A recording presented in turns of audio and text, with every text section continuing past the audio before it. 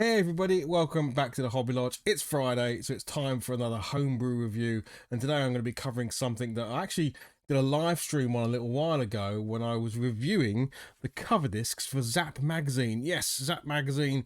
If you're on their Patreon or you buy it from their stores, you can still get it with an actual disc full of tools and games and all sorts. And on this disc particular, I came across a game called Tenebra 2. Now, of course, that means there's a Tenebra 1, and it's definitely worth looking at, and we do look at it in this video. But I wanted to shout this game out because it does something that you don't often come across, just something new, something interesting, and especially on the Commodore 64.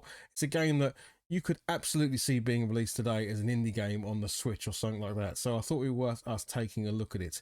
Anyway, yeah, so you can play the game if you go over to itch.io. It's one of those kind of name your own price games. It's a single developer based out in Sydney, Australia, I believe.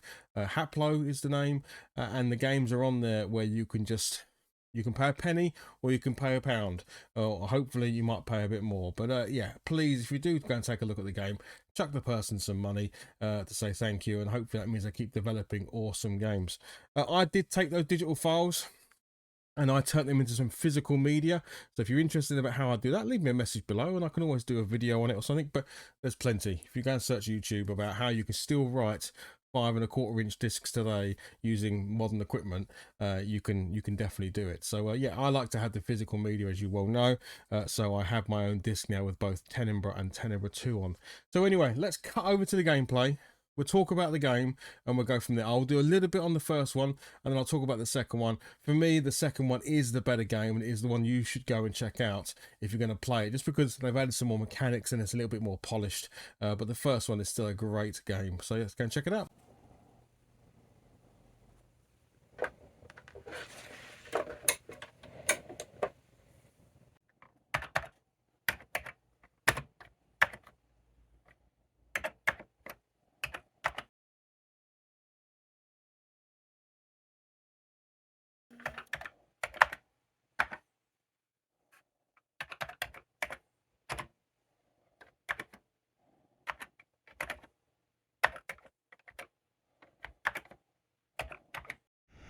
And so this is Tenebra by Haplo, as you can see there. So yeah, not much to speak about in the way of music, but I think that's very on purpose. They're going for that sort of, atmospheric feel, and I think it works a lot. There is a code system in the game, so when you complete a level, you will be presented with a code, as you can see there, 8202, and obviously it'll be unique to every level. So it means you can jump back to where you were. So yes, you are essentially the little stick character on the screen here, and you have to travel to the exit, but you can only walk in the light. So as you can see, those braziers are lit up, or here we have a little lantern you can carry around with you, and that means you can stay in the light and walk around. The first few levels are, of course, just getting you used to the mechanics of the game. So I can go anywhere where there's lights, and of course if I'm carrying light with me, it means I'm able to walk there, no problems. Again, this is just teaching you that you can squeeze through cracks in the wall. So you can see there's a crack in the wall, but I can't get through there if I'm carrying something. So I have to put my lantern down, squeeze through, and then pick up a lantern on the other side. So I do love these kind of beginning levels to games. It just teaches you all you need to know.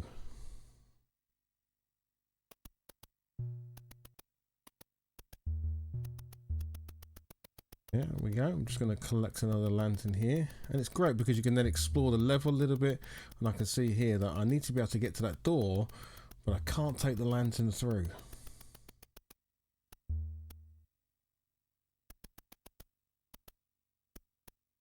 I need to possibly bring over another lantern here, so I'm going to do this by kind of daisy chaining lanterns together, really. So putting one here, grabbing the next one, bringing it over, the next one.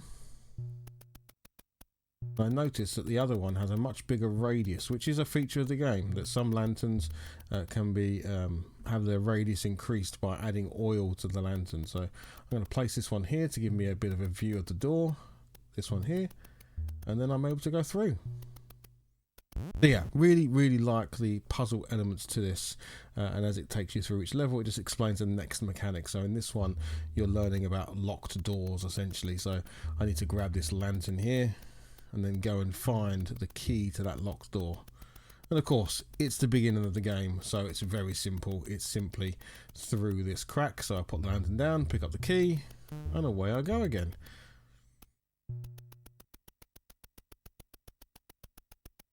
Head away back, and very simply leave. So now it's going to start to be a bit more leaving it to you to work out how to get out. So my way of doing this is that I use the first lantern I pick up to just kind of investigate the area, make sure I know where most things are, and I get an idea of what I need to do. So I know I need that key because it's definitely going to be a lock there, and I just need to sort of nip through here to pick it up.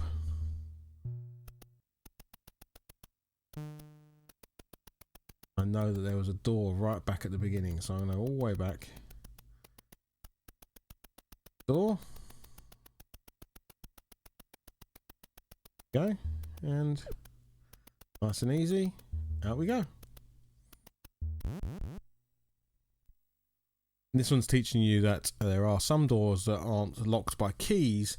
They almost have, you know, light switches behind them. So you need to use a lantern to light the brazier, as it were. So yeah, here we want to get to that door, but as you can see, it's got 2 bars across it. So whilst it's in darkness, I can't go out. But now I found the brazier, I'm able to leave something there to be able to get out. But I need also a another torch to get me to the door, so I have to go back and do what I did before, where I daisy chain 2 torches together to get there. Now I must admit, when I was first doing this, I thought I had to light the brazier myself, but I don't need to do that. You just need to leave a torch near it so it's a light. I thought I was missing something here, so if you notice, I'm kind of faffing around trying to see if there's a way to light it, but you don't need to light it. You just need to leave one on there and then just leave. So I get the picture in a minute, and I'm like, oh yeah, I can just get to the door now, squeeze through the crack, and out I go. But yeah, the game just continues like this. You've seen quite a few of the sort of elements of it now. I really enjoyed this one. I've been playing the first one a bit, and but I am now made the transition over to number 2. So I think we should go and see the second game, and I can explain a bit more about that. But yeah, definitely worth checking out. Really enjoy it. This is Tenebra 1. Let's go and see Tenebra 2.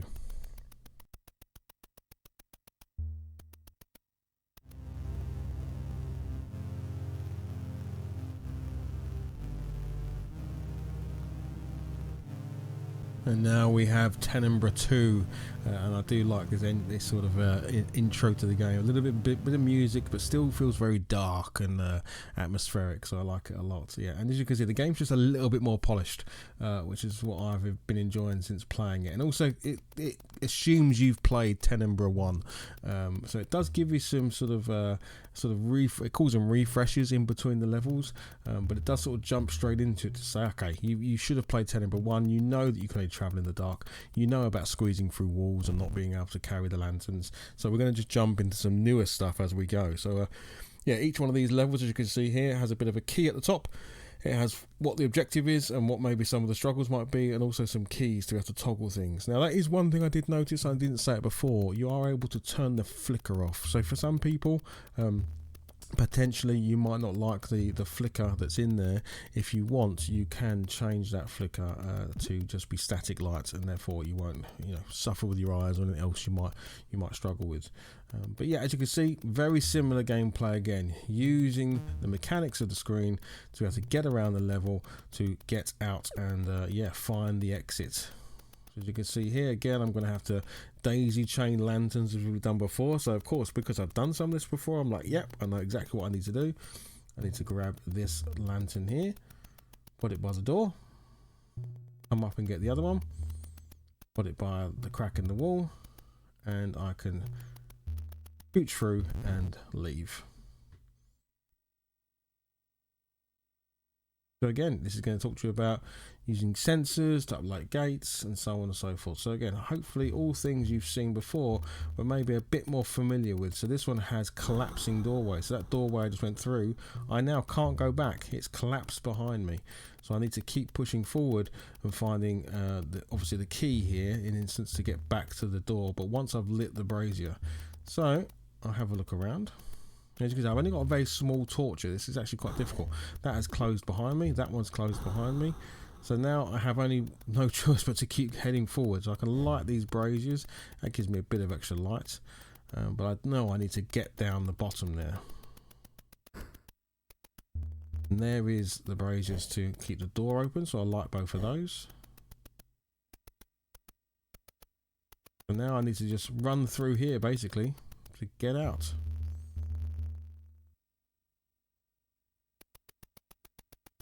Used to going from the top, I think, because I know they're all going to collapse in behind me, so I need to grab that key. So I go through, I make sure I'm able to get just a little bit of light so I can escape and pick up the torch again, and now I can get to the exit. A little bit faster paced than Tenebra 1 because it's assumed you've played that game. So it's not gonna take you through the baby steps like the first game did. So I would highly recommend playing the first game. But I think if you don't, you can jump straight to the more polished second version of the game for sure.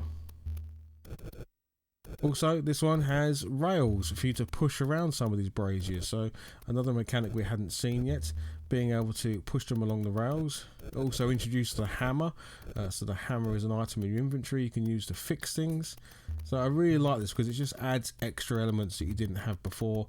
And yeah, really cool. I'm going to go quiet for just a little bit, just so you can experience some of the game. And I'll chirp up as and we see things, but don't want to just keep talking for the sake of talking when you can actually see the gameplay playing in front of you. So just go quiet, enjoy a little bit of the gameplay.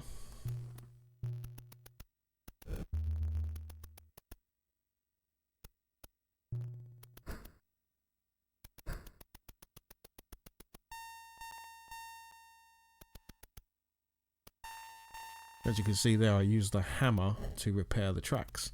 So now I can push this bottom brazier up and towards that light sensor.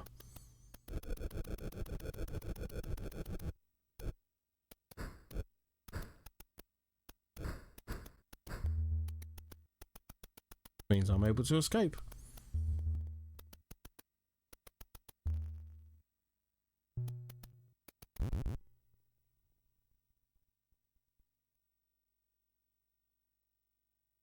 And this one introduced the portal. So again, just more and more little mechanics which you can see as they start to link all these things together. It's going to create pretty intense, difficult levels. I actually thought this one was much harder than it needed to be. I literally just had to do the portal and then get out. But welcome back. What did you think? Absolutely love it. I think it's a great game. Just the atmosphere in the game is great. I love the lighting mechanic. I just love the puzzle. I just love how simple it is, but how good it is.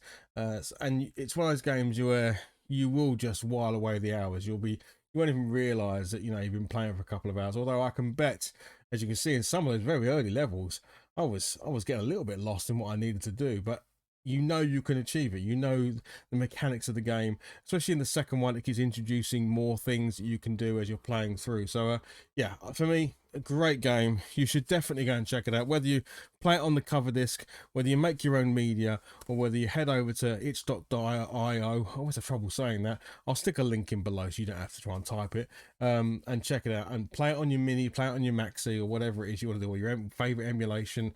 But give the game a go, and if you can, throw the developer a few quid to say thank you, and hopefully we continue to see awesome games coming out for the Commodore 64. All right, well, thank you very much for watching. Hope you enjoyed it. Chuck us a like, chuck us a sub if you're up for it, and I'll speak to you on the next video. All right, bye bye.